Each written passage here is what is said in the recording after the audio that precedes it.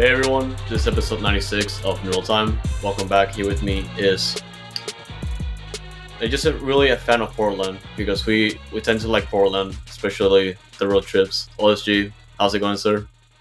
What up, man? What up, man? You couldn't come up with a name this time, huh? They got brain fart right there, huh? It's Oh, all you're right. just a big fan It's of all Portland, right. man. You're just a big fan of Portland. That's what I'm saying. Okay, sure, buddy.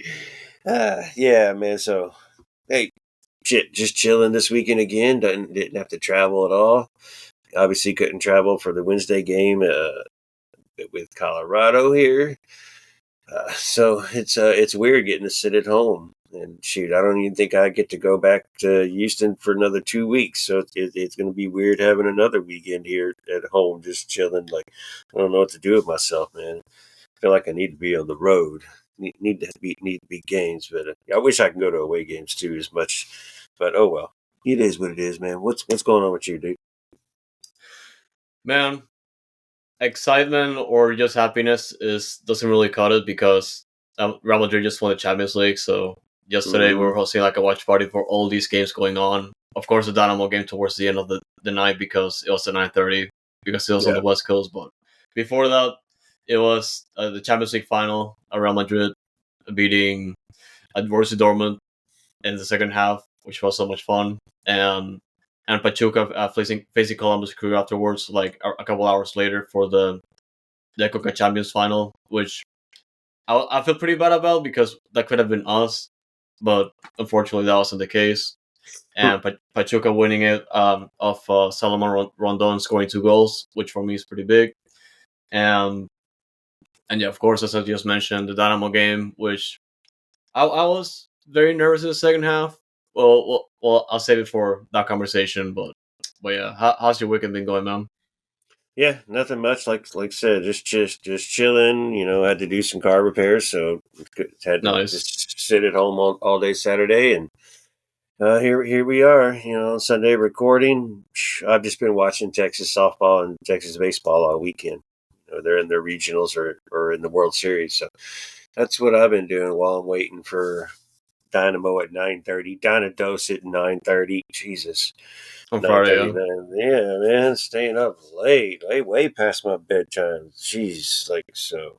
But that's all. It's just like I said, quiet weekend. Now that I get to just sit here for the weekend and do nothing. The when both teams are away or on an international break, all three teams away. I guess I should say.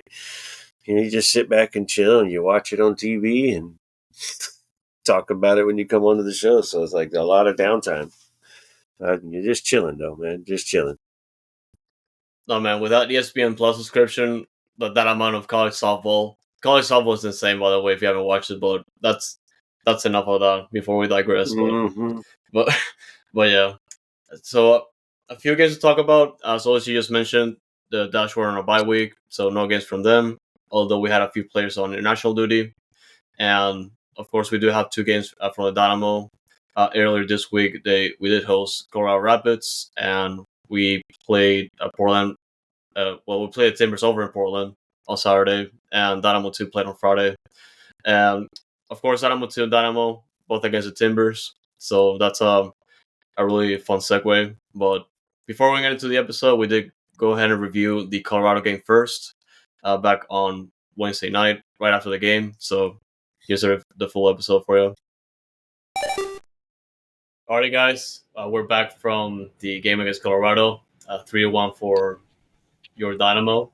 Um, and yeah, I've been saying a lot these past few weeks about the thing of a tale of two halves. Well, in particular, this game was like the opposite. So the bad the bad news, all the bad stuff came for the first half.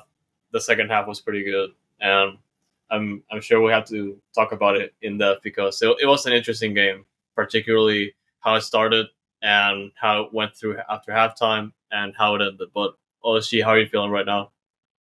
So, like coming into this game, expectation, I didn't know what to expect. I kind of expected to get beat by Colorado. They've been playing well and scoring, tying 3-3, and so they're dangerous to score. We could defend well, but can we score in return? So it was obviously Ben Olsen wasn't going to be available, but that doesn't really change anything at all. Everything's going to be pretty much the same. So you're like, hey, you're just always optimistic. You watch the game, you see the same SSDD, the Dynamo that is, with playing their possession but can't get to the final third, and then friggin' finally, and then friggin' finally, and then friggin' finally. So it was nice to see finally, and enjoyable to watch. And Ben always says, be patient, be patient, be patient, they'll come. So long story short, now they need to be consistent. But otherwise, man, that was just very nice to see. 3-0 dub, 3-1 dub. uh, Colorado wasn't too threatening at all, maybe early a couple chances, and then Dynamo took over the game. I like it, bro. Good, good, good. So yeah, I didn't expect what happened going into this game though. Yeah, and honestly, I feel like one of the things that Dynamo fans have been really skipping on, and you hit a pretty good point. Colorado is not a bad team this year. Obviously they hit a rebuild before the season started. They also had like a pretty slow start to the year for the first couple games, but then they just kept going. They got results home and away, and right now we're pretty much even in the standings, even with Houston's win tonight, and that just tells you how much like Colorado has gone, especially last year since they pretty much we're fighting with last place in the Western Conference. And this year they brought up a new head coach. They brought in new players, kind of like what we did early in 2023, and it's working for them. And for me, I was afraid for that because we as you guys remember, we went to Colorado. We got a pretty lucky win, you could say, because of how it was officiated towards the end. But a win still a win, and just this game, you saw it straight from the first half. Colorado was all over Houston and just ready to put a ball in the back of the net.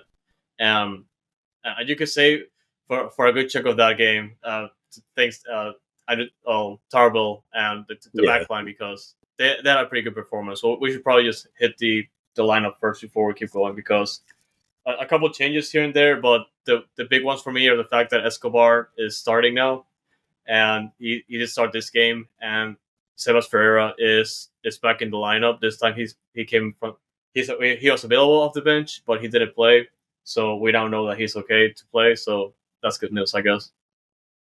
yeah, whatever. He didn't get to play any minutes. Kind of expected him to Yeah, play some minutes, but whatever. That's okay. Fine. Saving for Portland. See if he can come off the bench, get Portland, or even get a start. I don't know. I doubt he'll start, just the way the team played today, and Seba playing the false nine, and even scoring. So it's going to make Ben happy. So Sebas will definitely have to come off the bench if he's even ready. I mean, you don't put him on the bench if he's not ready to play some. So he needs to get out there though. Tonight was a good opportunity for him to get out there, but. You were curious about Blessing going into the game, because he was had his little hamstring injury, so, or whatever they wanted to call it in the book, but Ben called it a hamstring injury. But so good to see that he was able to get back into the game. Huge, he's been huge. Every time he plays for us now, he's been huge and a kickstarter for the offense. But glad to see Escobar get back in there. I guess he only got to play 45, so he was on a limit there. That's how I trust Stairs 100%. So, it's good to see. And Escobar didn't get a damn yellow card this time. So, good surprise. Way to play there. So, that's expected progress right lot. there. Yeah, for real. And he got mad at Aliu for creating a foul and giving a set piece condition position one time. So, it's like, is this our Escobar? What the hell? So Yeah, it was, good to see. But yeah, typical lineup. Just, like you said, Escobar getting his typical spot back, and uh, everybody else starting like you expected. So good to see just people on the bench that were available that uh, weren't there before. So yeah, and the other thing for me is just Kovacic playing out of position again here, and I was kind of concerned. I kind of was like, I would like to be happy if Kovacic did something in this game, and thankfully I jinxed it in a positive way. But we'll get to that after when we talk about the second half and all that. But I mean, yeah, he's but yeah, your only person to play the false nine right now. Who else are you going to put there? yeah, I mean, you know what? You kind of want to leave and to stay then on the wing, so he's the guy for now. yeah, you want to say Sebas, man, but it's okay. Like actual Sebas, not Seba. Yeah, I mean, Like I said, we need to get Sebas in there. They'll look for him more. Sebas making runs, and I don't know, they're just not using him or whatever, but it is what it is. Yeah, Sebas hustled, and he stayed involved with the play. When Sebas comes in, maybe he can stretch the field a little bit, and that'll help the Dynamo out as well. And yeah, Sebas, and really, and really, just to summarize, a good chunk of the first half before Houston's goal, it was pretty much just back and forth, and in the sense that Colorado, I feel like Colorado had a good share of the scoring opportunities prior to Houston's goal. I'm not just saying that because mm-hmm. like they just kept pressing on. They were looking to exploit the gaps that Houston left behind, and I didn't see a Dynamo like as threatening as Colorado was early in the game. And I feel like they're gonna probably score first with this first opportunity, but thankfully, defensively speaking, we've been looking pretty good. Aside from, I like to say, Mikael. I don't. Mikael didn't really have like a bad game. I would say like for his own standards, he had like a pretty weird game. Like his passes were just placed incorrectly. He kept losing the ball a lot, and and later on, of course, the penalty kick, which we can get after our goal. But what are you thinking for like that chunk of the first half?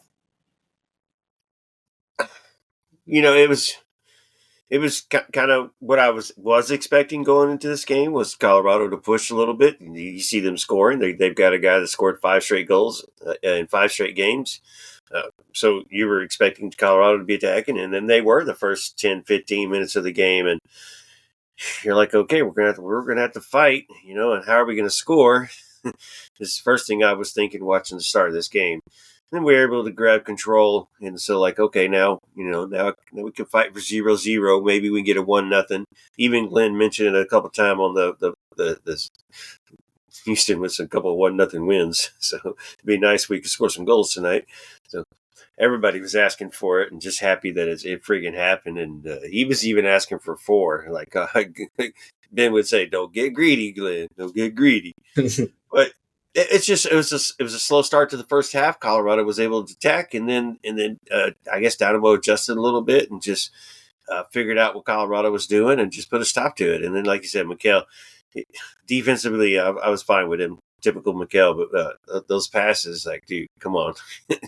Even one time there was two Dynamo players, and neither one of them know which one it was being passed to, and it went right down the middle of them. So, like, well, bad passes, bro. Come on, make better passes, especially when you're playing out of the back. Dangerous, but yeah, decent first half. I was okay with it. Then the goal. Yeah, like obviously the goal itself, Dorsey will get like a pretty good cross, like off a pass from Coco, and just let Bassis tap it in. And Yeah, man, I'm gonna keep saying it. Dorsey's back, man. And some people don't want to believe it, but I believe it. He's pretty much back, and I'm also glad that Bassi scored because he's been getting a lot of opportunities over the course of this year, and he finally got one. yeah. If you leave Dorsey with just one defender out there, he's going to find his way to get into the game.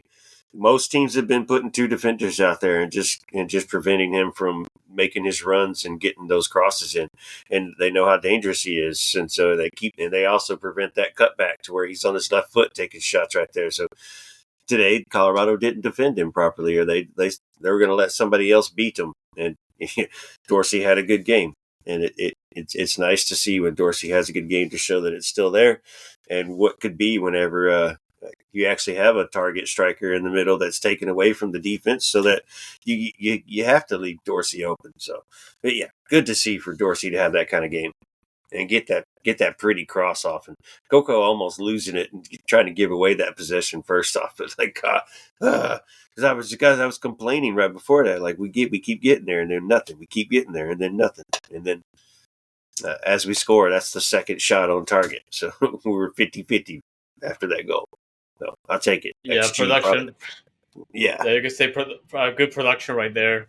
And yeah, Houston will head to the first half or to halftime, 1-0, and second half will start, and we can see the penalty in the first 4 minutes. And I'm like, man, and you definitely see a replay.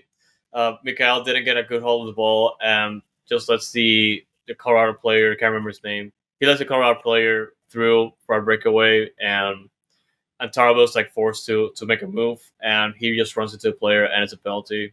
I feel like it was a penalty, like in letter of law, like he made contact with a player in the run of play, so no complaints from me.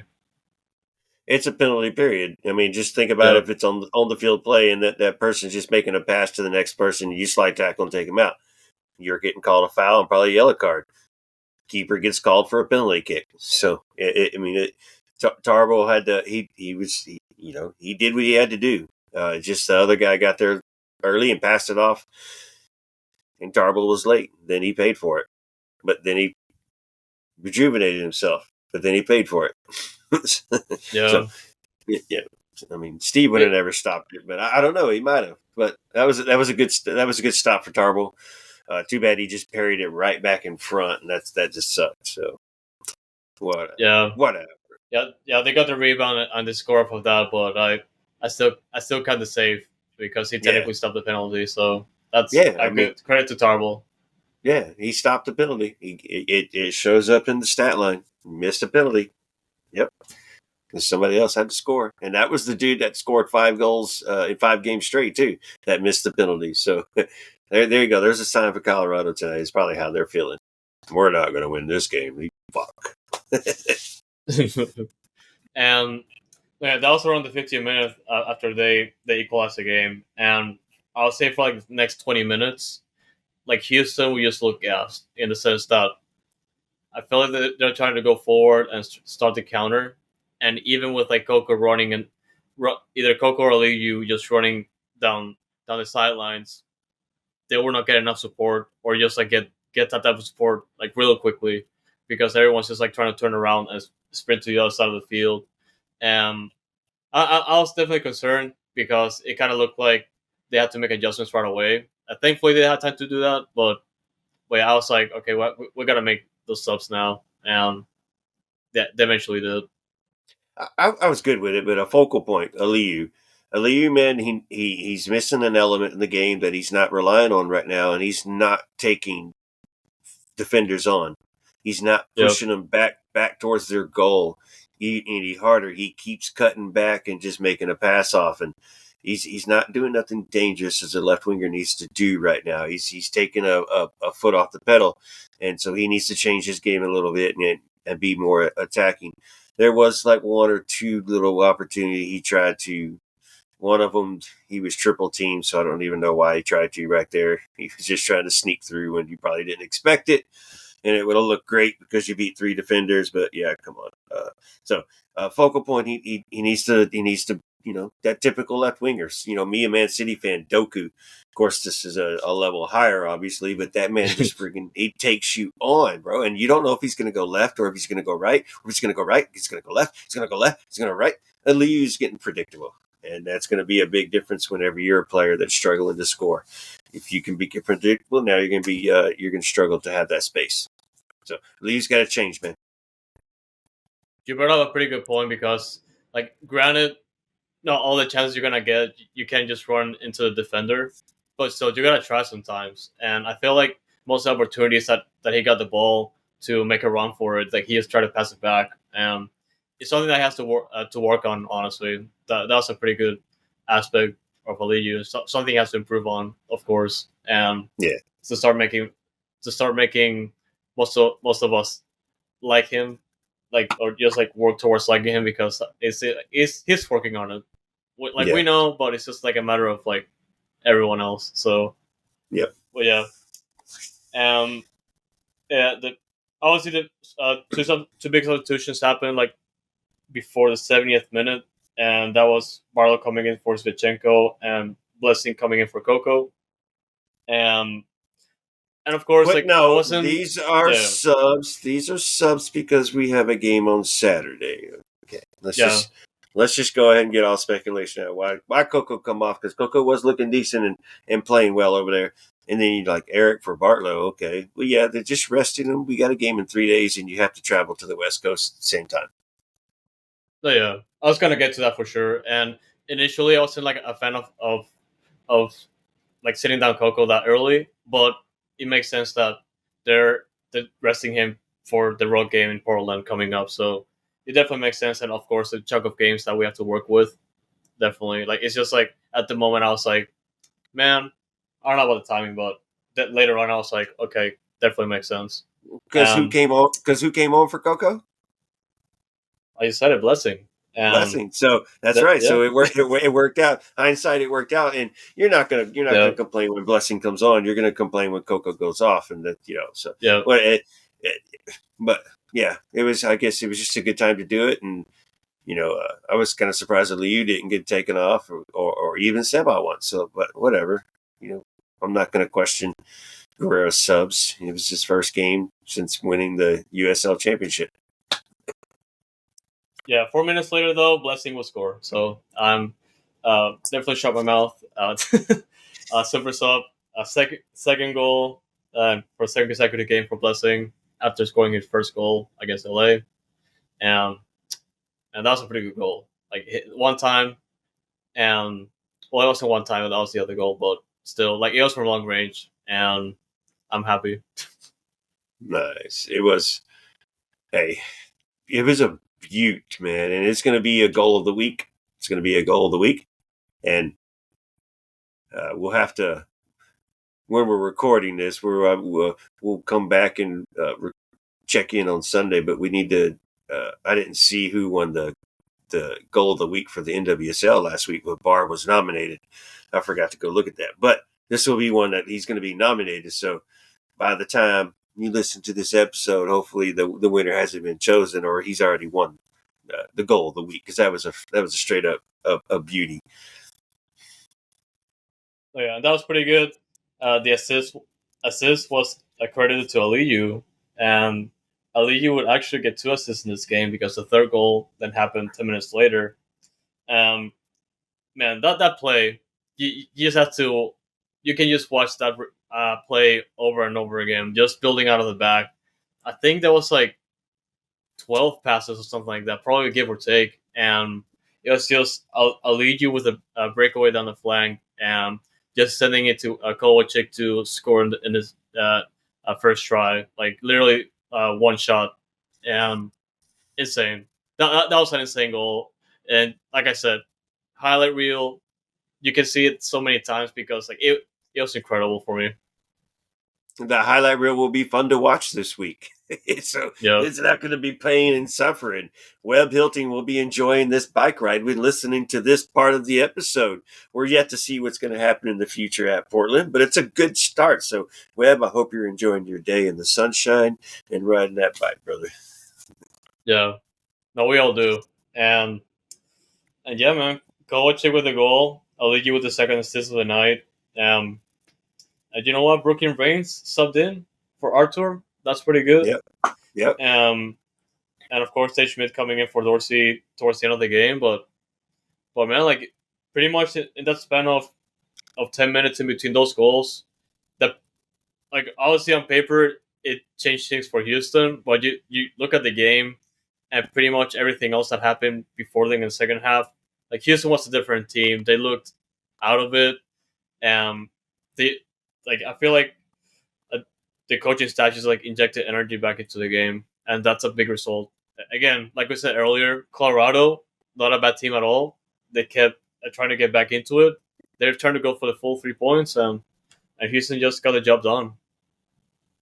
They're comfortable at home, obviously, and it was good to the target finally to be plastered, and not plastered in the amount of shots, but at least you scored this time. You scored this time, and then you scored this time. So it was nice to see, and it probably feels good for the boys, and it just shows them that the opportunities are there. The opportunities are there, man. You take those shots when you build up, man, and things can happen. There was one that was blocked, and it fell under, and LEU almost got there. The keeper had to jump on it. So it's what Ben's been saying. You see it, but the final third is just failing. So it was great to see the shots. I mean the volley, the Seba, the placement of the Seba goal. It was just all three goals were nice tonight, man. It was exciting to see, and but I'll be able to fall asleep because you had a good time tonight. Definitely. Yeah. And I don't know, yeah, just the closing just to close this game. Honestly, like just remember, Juan Guerra was the head coach for this game because Van Olsen he was suspended for this game due to yellow card accumulation. So Juan Guerra, one of the assistant coaches, was in charge, and it was a big test. Obviously, like if you're well aware of him, he's coming off winning the USL Championship last year, and this is pretty much his first chance in MLS. He's been with the coaching staff for a few games now, almost half the year, and that just goes to show like the project is still developing. The coaches are on the same page, and it was a big result regardless of how good the team is. Like Juan Guerra was there and just earned the 3 points for Houston. Um, and I'm not saying it because I'm biased because he's also Venezuelan, but like he got the 3 points, man, against a pretty good team. Yeah, he got the 3 points, but let's just make it clear. It's not like, so I'm not trying to take credit away from him where he's due, because he should be getting credit prior to this to begin with. He's the one who runs the training sessions at practice. He's the one who develops. So just sliding him into the head coaching role tonight, like I kind of mentioned earlier, you're not going to see nothing different. It's the same style. It was the exact same lineup. You were maybe hoping for like a different sub situation. Maybe it was his decision to put Reigns in, and that didn't have nothing to do with Ben Olsen. Was probably the one thing that stood out to me. Otherwise, I think that the game plan was exactly what Ben does, and and like you said, the staff is on the same page, and they have to be. So in a situation like this, if somebody takes over, and you're not changing something that the team has to learn within a couple days, and it has to translate onto the field. No, it's just the exact same thing. You're just, the voice changes a little bit on the sidelines. So the credit goes to him for everything he's done this entire season. But it was nice to see him to go out there on the sideline and do the coaching and witness him and see him doing it, and seeing that he is a vocal coach and he doesn't just sit back and chill during the game. So credit does go to him from all angles. It was a good dub to have, and I'm sure there's fans out there. Let's this guy should let Ben get suspended again. Let Ben get suspended again. Calm down, guys. Calm down. It's just face off. All we did was take Ben's face off and put Guerrero's face in. So No, but yeah, I'm ready to move on to the full episode. If you want to say anything else, man. Yeah. Nah, okay, keep it going. So we're playing Portland next on Saturday night, right? They just beat Austin 2-0 in away from Austin. home. Yeah.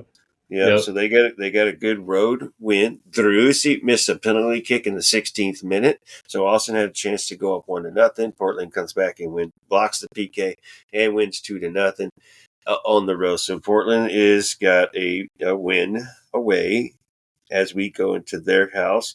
Portland's sitting right behind us in ninth. We're sitting in eighth now, 21-19 points. We still have that game in hand as well. So it's going to be a nice little trip up to Portland, where they're not that good at home this year. They're 2-5-2. So another opportunity. You play well today, get the 3 goals, you build off of it, you fly to Portland, and you do the exact same thing. And you find the goal there too.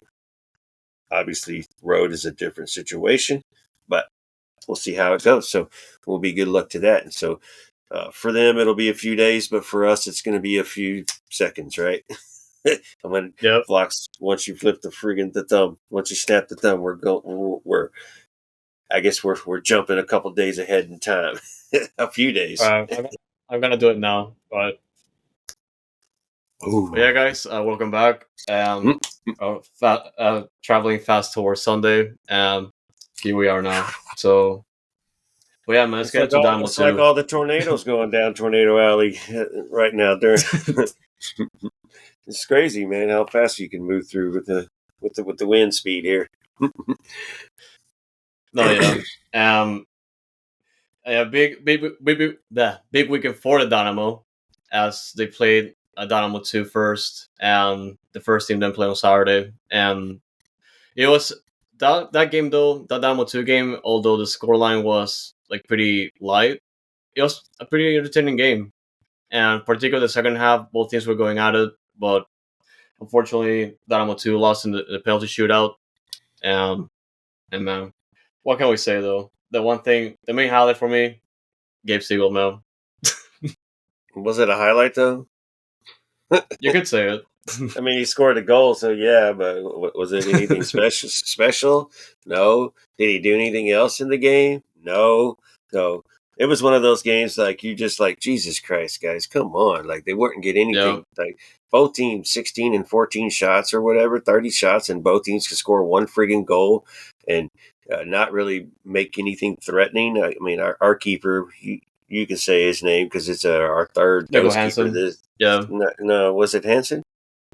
What? I don't think it was Hansen. Was it Hansen? Dread School or something like that.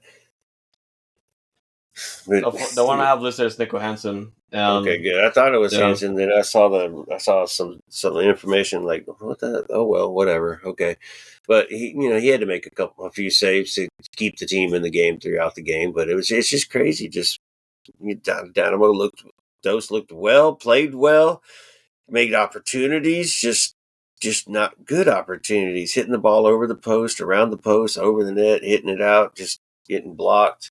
Like it's like this is a struggle watching Dose now, and at some point it just gets boring because you're like, okay, well, whoop de do, we're not in the final third again. The disease is contagious from the Dynamo to down to Dose. So here we are. Dose has caught it now. They've got the bug. Can't score goals.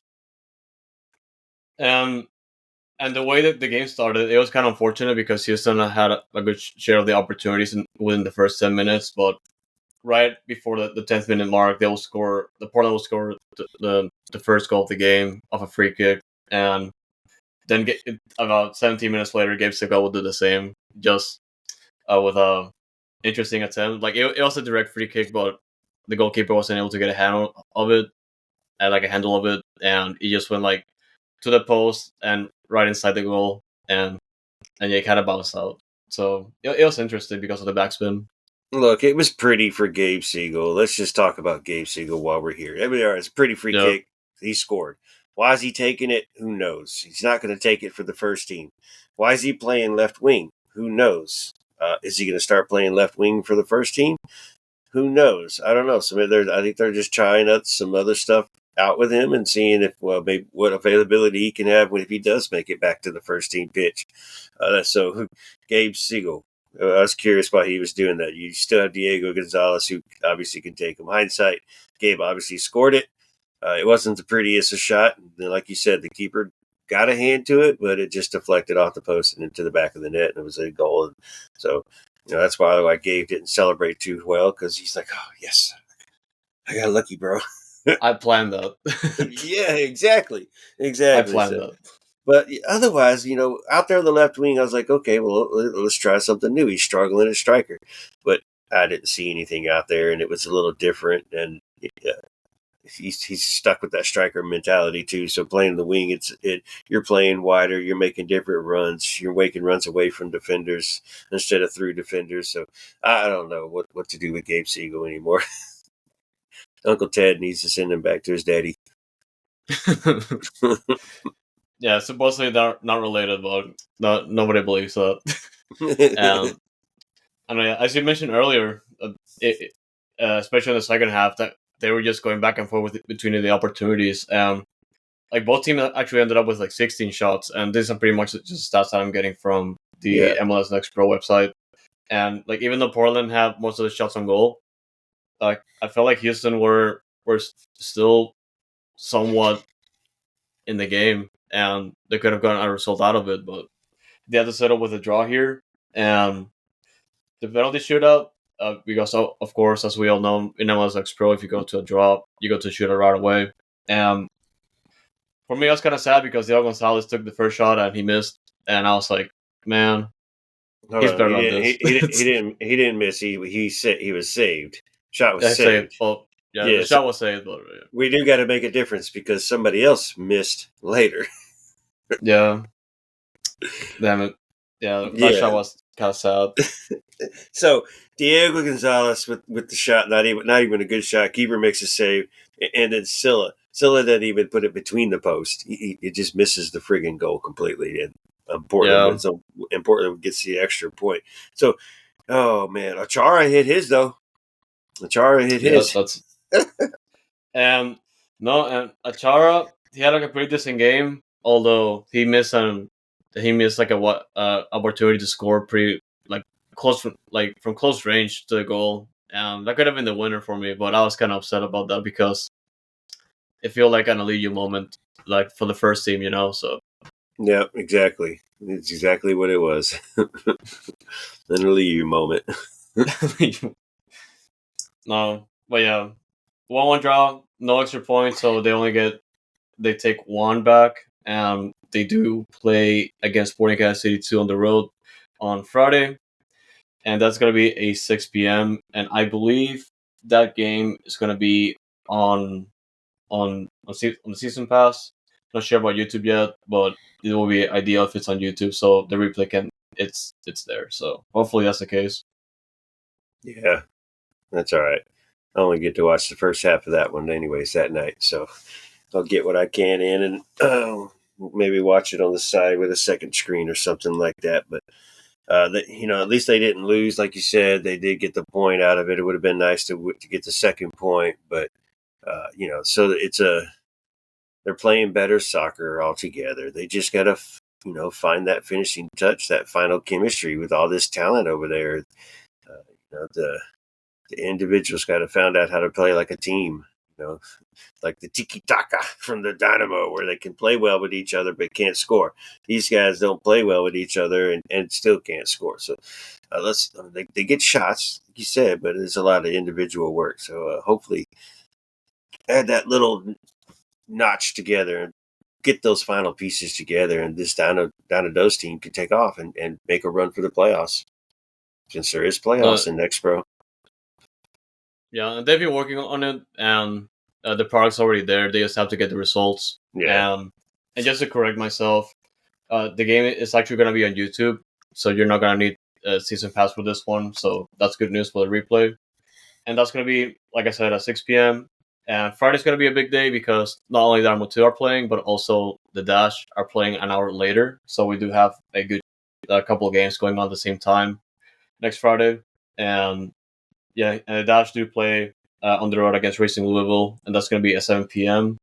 And that game, I did look it up, it's going to be on NWSL Plus, and it's also going to be on Space City Hub Network if you have the cable subscription. So there's that All going right. on. So Well, since you're talking about Dash now. All we're talking about Dash. Let's just go ahead and talk about Dash and get the Dash segment out of the way, since it's yeah, half the information already. So of course we hey had man, they're playing on the same day. This is yeah, that's okay. It's not their turn, but that's all right. So we had a bunch of call ups this time, man. 7 call ups, probably a little lower than what we expected, but 7 call ups this time going to play international duty for the Dash this weekend.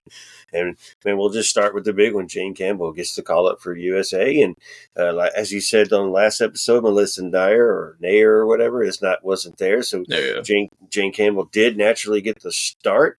Uh, I don't know what she was needed for. She didn't need to do anything. I think she made one shot on goal, and it wasn't anything that made her work for it.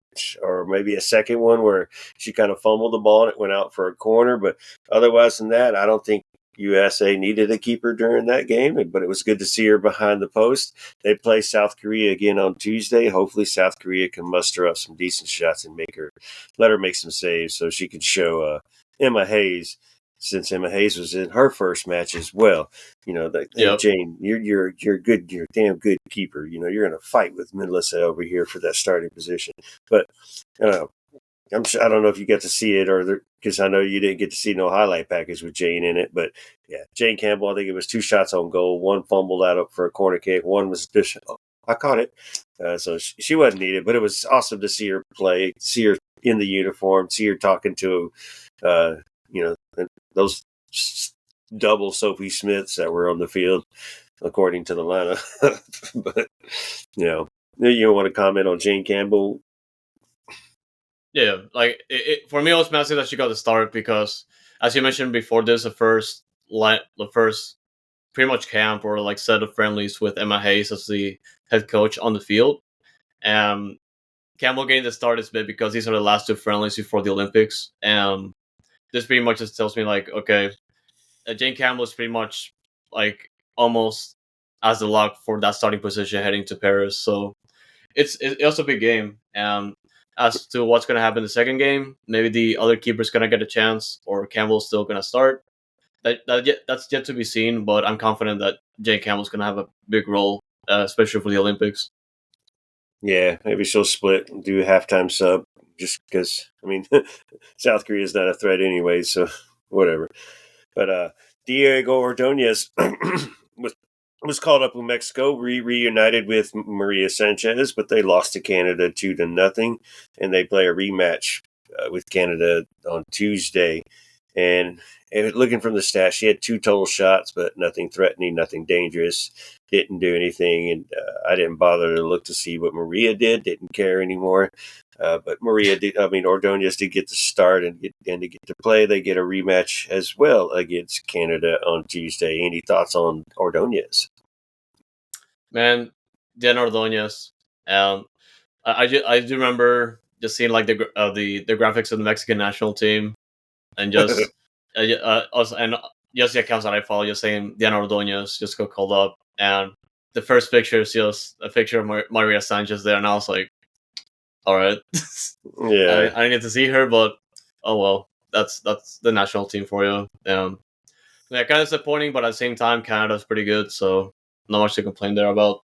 yeah. I mean, Mexico is a growing organization. That hopefully they'll get Yep. better, and Ordonez will get some good shots and opportunities playing there. So at least she's getting the minutes, she's starting, so it's good for us when she's gone. She comes back and brings that wisdom back to the dash. So speaking of Canada, our girl Alyssa Chapman is back in training, and she is training with the Canadian team. Her role was not to play any games or to play or participate in the games, but just to participate in training and get into match fit. So that is awesome and good news, which that also means that, hey, Houston Dash fans, we could see a Chappie back really soon before the end of the season, maybe getting some minutes back in. Very likely. So we'll look into it. We'll ask Fran and see if we can get any information out of Fran. But, bro, Alyssa Chapman coming back, man. Soon. That's gonna be massive. That's gonna be big. More defensive help right there, man. More defensive Yep. help. That defensive line is just going to be massive back there, and going to be even better. And that's going to allow the offensive style for Fran to work even better, because it's going to be a brick wall back there. And even when something gets through, Jane ain't letting nothing go through. Like I said, Canada replays against Mexico again on Tuesday or Monday, whichever. But Chapman's not playing, so it doesn't matter. All right, let's move on to Brazil and Tarcian. Mm-hmm. So they beat Jamaica 4-0, but she didn't play, so we can move on from Tarsi, right? For now, yeah, but she's a promise. 100%. Yeah, she's a promise. Did not get to play. Andresa was not called up to the team, so she wasn't there as well. And they get a rematch on Tuesday or Monday as well. With Jamaica. It looks like all these teams were playing doubles against everybody, because everybody was playing a double. All right, Ramona Bachmann, she ends up scoring again. Not again. Well, yeah, it's again, but just within different colors. So with Switzerland, they end up winning 2-1, and she ends up scoring a goal. I think it was a penalty kick. It looked nice. It's kind of hard to tell from the tweets that were coming. I wasn't sure if it was a penalty kick or not, but the video that I saw looked like it was a penalty kick, so whatever. It's a penalty kick, so it was nice. Maybe it wasn't a penalty kick, and punt again was a penalty kick, but whatever. Bachmann scored for Switzerland, and Switzerland ended up getting 2-1. So it was good to see her in form across the way. So be ready to come back, and she'll be in that same form that she took across the seas with her, right? 100%. Yeah, I'm ready for it. Boo. And then, as I mentioned, Puttingen with Australia, she ended up scoring a goal as well. Australia tied Denmark 1-1, so it was like a game-saving goal, making sure that they didn't lose the game. I believe they play each other again soon, so whoop-de-doo rah rah. But it's good to see Puttingen was involved in the game. Her stats didn't look bad either. So all the players so far didn't look bad as well, by the way, besides the ones that didn't play. And then here's another one. Sorry, brother, but Barb, No, you're and good. they lost. They lost to I, Columbia 2-0, and she did not play. no, that's why they lost. But oh well. Like it's yeah, I was gonna mention that because Barb didn't play, and I was kind of sad, but at the same time, she's gonna get those opportunities for sure, and will succeed eventually. Yeah, like I said, and then as she's getting opportunities with Dash, it'll highlight her some more and let her coach her national team coach see more. So uh, this Dash team is growing pretty well, and it's good to see this number of players on the national scene and getting the opportunities to play with other national players, and then coming back and doing it together as a unit. There's a lot of hope here for the Dash, and there's a lot of building bricks. They're not Legos no more. They're building bricks now. All right. Can you agree with me on that one? Yeah, no, yeah. The one thing I wanted to add, and I mentioned in the last episode because I assume Nigeria is gonna go to play friendlies because they're qualified for the Olympics, and I thought Alosia was gonna get called up, but they didn't play friendly, and that's why she didn't get called up, and I was surprised by that because they could use the preparation because the Olympics are next month, so I was kind of shocked about that, but that's how it is. Yeah, man, and it will be curious to see how many players we lose to the Olympics and other things going on during the summer. Like it's going to be interesting, but and the rookies will definitely get to shoot up the ranks real quick and play some games and hopefully get some dubs in there and some pretty goals, man. But like you said, we play Louisville on Friday at Louisville, 7 o'clock. So, like I said, I'll be watching the first half of Dose, and then I'll be switching to the Dash to watch the full Dash. I'll have Dose kind of on the side, but not really paying too much attention because I'll be focused with Dash. But both teams have 12 points in the standings. Louisville has a game in hand over us, so this could be a game where if you can get a win, you push them back down. You keep them down below you, and you can move up a spot in the standings. You keep a draw. All right, that's cool. You can deal with it, especially the way Louisville likes to draw their games this year. I think they've drawn half so far of their games. So this, I can't wait to get back at it and get started back with the Dash again on Friday. So yeah, and y'all watch it like you said, NWSL Plus, Space City network as well, and we'll see what kind of lineup we get with players returning from overseas because they do have Tuesday games and some have long flights. So we'll see what kind of lineup we get. I imagine everybody will get to play, but uh, look forward to it. Ready for it, bro. But that's all I got with Dash, man. I'm looking forward to it. Obviously, coming off the international break is going to be big. And look, it's going to be. I'm asking for too much, but if Ramona is back playing, that's great. But she might Yeah, be exhausted, so we'll see about that. yeah. But yeah, that was Dynamo 2. That was Dash. But now let's get to the first team, Dynamo. They played on Saturday after Dynamo 2, still in Portland, and it ended up 2-2. This game, Both teams watched each other play. By the way, yes, no, first, that's I like that though. I like when they do that when like teams like watch each other, yeah. especially like on the road just to support each other. That's big for me. Yes, sir. That was cool to see and or hear about, and uh, I'm sure the second team players was it's probably a lot more fun when the atmosphere and the way the game was played out, and then when the first teamers are like one of 200 people in that big ass stadium watching a game, and you can hear just everything going on. You're like, okay, well you're just chill, but you're eating popcorn and that's about it. But Yeah, yeah, let's get back into this 2-2 game you mentioned. no, this one though, I was not a big fan of the second half. The first half was just okay. It was just a lot to digest because Portland, like even though on paper they don't look like a very threatening team, they just came in on to this game and just look just try to exploit pretty much all the things we've been talking about Dynamo that they have to address. Or like teams over the course of the season have been trying to exploit, and those just have been trying to find the gaps and really just counter Houston as much as possible. And for them, it worked. And particularly because either we weren't really like tracking back properly, and when we were doing that, like they were just like putting more players into one position for the other team to just capitalize on. Um, when it comes to set pieces and all that, that also affected us a lot. And really, what I felt like gave us the point here is just an outstanding performance, an outstanding offensive performance, and not just from Coco, but also like Hector Herrera and Seba as well. Um, really, because we could have easily lost this game, like in the second half for sure, but at the end of the day, just the like really like just the performance here was good. But what are you feeling, OSG? Oh man, like all right, going into this game, obviously we're gonna have to come back to the lineups, and because Ben finally rotated the lineup, but you know, I'm okay with the. It felt like that was a win that turned into a tie instead of a tie that turned in, or instead of a loss that turned into a tie. So it's. I wish we could have came out with that win. You know, Aliyu was offside on goal was taken back, but at the same time, you know, it's fitting that it was a 2-2 draw. The way that game went, Portland should have scored a lot of goals. Houston should have scored a lot of goals. So it was actually a good game going back and forth with each other. You know, and then Houston, of course, scoring in the 8th minute.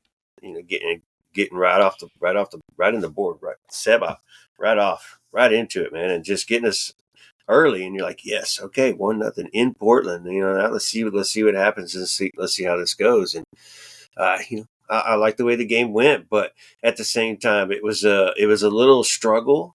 You called it nerves. I just call it frustrating because Portland's press was able to dictate the game for the most part, for the most of the game and the majority of the game, and with that press and that counter, because they were pressing pretty high and able to win the ball and take possession and have short field to come about. And that's where a lot of good opportunities came from Portland, and they earned their goal as well. They're both their goals from situations like that. And Dynamo couldn't just work their way around it uh, for a few times. Sometimes they would clear it out, but then Portland regained possession and come right back at us. So this was one of those games. Even the announcer said it was Dynamo had less possession than they're used to, and it kind of worked into the favor of Portland, as you saw. But it was great to see that Dynamo were able to adjust and actually finish something that has been a struggle all year, and we were able to finish. So I'm happy with it. I didn't lose no sleep over the night because of that game. No, I definitely take the point, especially with how many points we've already lost, like over the course of the season. But I believe, like at this time last year, with the same amount of games we played, I think we this year would earn 2 or 3 more points. So, like Yep. overall, I'm still okay with it. Like it's definitely not a we're definitely not in a bad situation since it's still pretty early in the year. So we have to we have a lot of ground to make up, but still, like it's just that type of performance that I was like, okay, we can easily lose this game just based on the second half, but we had a lot of opportunities to put the game away as well. So it it's kind of balanced out really. So I'm kind of glad with the point. And Yeah. Yeah. the Yeah. the one thing I wanted to mention about the starting lineup, of course, Tarbell's still at goal was Clark is still out of it, still getting treated and all that. So ho- I just hope everything's still going okay, and we do have that extra week to hopefully recover. So hopefully we get to see him pretty soon. Um, Backline wise, Asteris is actually starting, so as a fullback here, and of course with Mikael and Ethan Bartlow right in the middle, and Franco Escobar also getting the start. So yeah, pretty much Griffin Dorsey coming off the bench, and Vichenko also available off the bench as well. I'm not sure if you have like any issue with defense tonight because I feel like for the most part they did okay. Of course, the goals that they conceded did not do us favors, but I guess they just did okay. I mean, it's we like the players that are out there. I got no problem with the players that are out there, Yeah, and you're going to get what you get from them, and expect what you get from them. And then the first goal uh, that they gave up, it was just when they defend, they swarm, and the backside swarmed to the middle a little too far and left that back door wide the hell open, and boom, there you go. that guy gets that goal. So you just got to watch your marks and know who's where and you can't just get stuck ball watching. So, but no, I got no problems with the defense, man. And I was and it's good to see Dorsey get a break. You're not going to complain if Dorsey's coming off and Escobar's going in his position. I have no issues with Steres at all. I think he does a great job, especially defensively. He tries to get into the attack and he get himself involved. Escobar obviously gets himself involved. Dorsey's obviously more attacking and lacks on defense, so you're getting more defense from Escobar and Steres when Dorsey's not in there. But no, you can't complain with right now with our defenders, unless you want to start putting in Tate Smith or Brad Smith. Then I'll start complaining again. No, and just really to start to keep discussing the starting lineup, we can probably just skip midfield altogether because we know what to expect here. And honestly, like jokes aside, like just for midfield, this was a pretty good game, and I feel like there were for the most part the difference between how we got the point, especially that second goal. That second goal was insane. If you guys already seen it, but you should probably see it like two or three more times because that pass from Hector though, and that sequence with Coco before he was sent to the box, insanity, man. Like that's what we have to expect from these two players, honestly.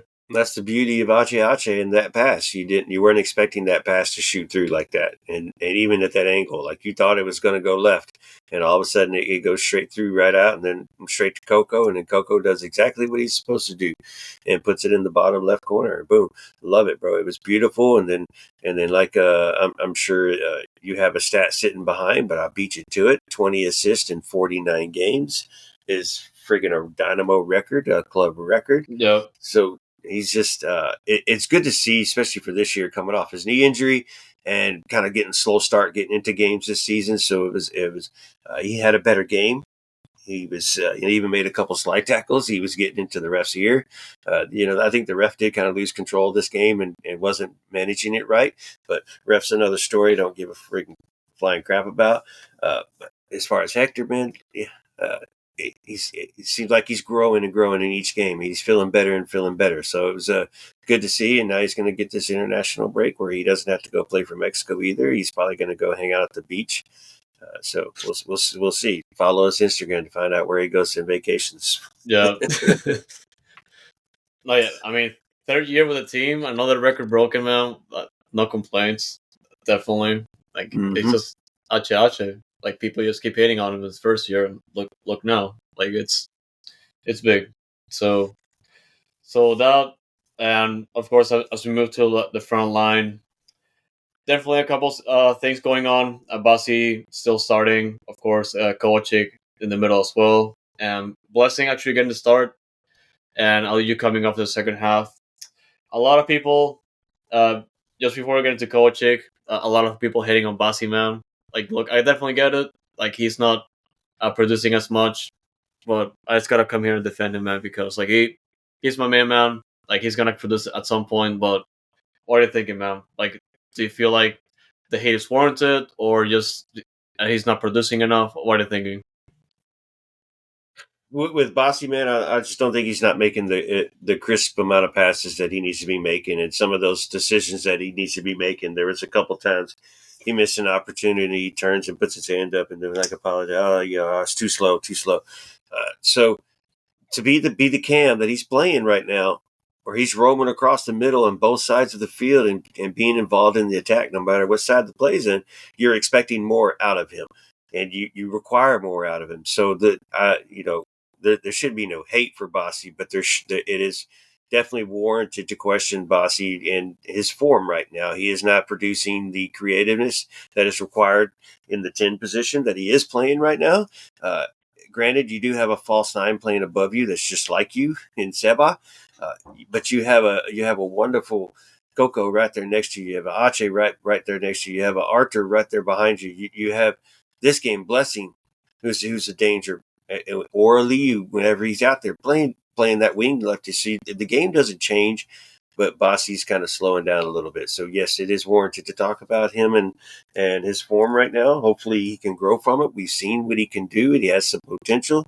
So he he's just having a little bad form right now, and he's just got to work on it. And like I said, it could be because of we're missing the striker, but Seba's working his butt off, playing up there, trying to do everything he can do, and making himself look like a striker. So I think this is just more on Bossy, and Bossy's just not playing well, and he's playing too slow. And you can see it sometimes when he plays backwards, bro, and like you had time to turn, and you should have gone forward to your left winger right there instead of going back to your fullback.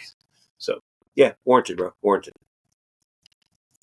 And honestly, that's where I'm out because he's definitely not producing as much. At least so far so far how this season's going, and yeah, maybe it's just like an issue with the forms. But obviously, as always, as I did with our other players, I just root for them to get out of it. But yeah, still plenty of season to go. But man, come on, Bossy, we need you, man. And Yeah, yeah, that was Bossy. Kovacic though, Seva Kovacic, man, he's definitely a difference for this team, and he could have easily had the 2 goals last night, but he's sticking to one. But man, that first goal, right place, right time, in the middle of the corner kick, I'll take it. yeah, dude. Yeah, falls right to you, but that's on Bartlow, who was fighting the defender, who ended up on the floor. So Bartlow's laying down on the ground, sunbathing, and the ball falls right to Seba, who stretches out in a hurry and puts it right where it needs to be. So, and like I said, 8-9 minutes into the game, what a great start to come off, and then Seba just playing that position where we're lacking in scoring, and he scores from that position is just woo, hell yeah, looks good. Okay, all right, we are going to play like we did last week and continue back to back goals, back to back games where he scores a goal. So Seba has definitely got to be a highlight, and people are probably taking more notice than they have been, and giving him more praise. So right now, while Bossy's stepping back, Seba's stepping up. So kind of need Bossy to step up with his little buddy over there and keep up. But man, yeah, shout out to Seba, and he's doing the work, and I'm sure Ben's loving every single bit of it. And I can't wait till we get a striker where we have this problem of who's gonna start and who's gonna be on the bench. So